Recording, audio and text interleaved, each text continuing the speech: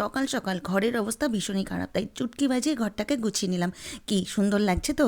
তারপর বাইরে বেরিয়েছিলাম বরের জন্য কিছু ওষুধপত্র কিনতে। তো ওষুধের দোকানে যখন ওষুধ কিনছি তখন দেখলাম বাইরে কিসের জন্য একটা র্যালি বেরিয়েছে, বৃষ্টির মধ্যে এরা ছাতা মাথায় দিয়ে মিছিল করছে, পারও বটে। তারপর যখন বাড়ি ঢুকে গেলাম দেখলাম বৃষ্টির মাত্রাটা আরও বেড়ে গেছে। কিন্তু বৃষ্টি দেখলে তো শুধু হবে না, দেশ দুনিয়ারও তো খবর রাখতে হবে, তাই না? তাও চারিদিকে যা অবস্থা, বেশি খবর না রাখাই ভালো।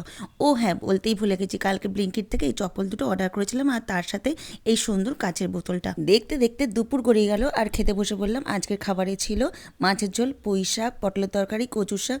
আর এই সমস্ত কিছু খেতে খেতে একটা কথাই মনে মনে ভাবছিলাম যে আমি এত কিছু খাবার দাবার খাচ্ছি আর আমার বরটা বসে আছে সেই কোন পাহাড়ের চূড়ে যেখানে কিছুই পাওয়া যায় না। তারপরে বসলাম আমার গাছগুলো নিয়ে নিম অয়েল দিয়ে এদেরকে সুন্দর করে পরিষ্কার করে দিচ্ছিলাম। এই যে দেখছো ব্ল্যাক জিজি, একটা সত্যি কথা বলবো, যেদিন থেকে ওকে বাড়িতে এনেছি ওকে শুধু অবহেলাই করে গেছি। বাইরের ঝড় বৃষ্টির মধ্যে বসিয়ে রাখতাম, কখনো ফিরেই তাকাতাম না। তাই আজকে এই গাছটার দিকে চোখ পড়তেই মনটা ভীষণ খারাপ হয়ে গেল, তাই ওকে খুব সুন্দর করে পরিষ্কার করে দিচ্ছিলাম। তারপর আর কি, সন্ধেবেলা মা মেয়েতে গিয়ে মিলে ফুচকা খেয়ে বাড়ি ফিরলাম। দিনটা বেশ ভালোই কেটে গেল।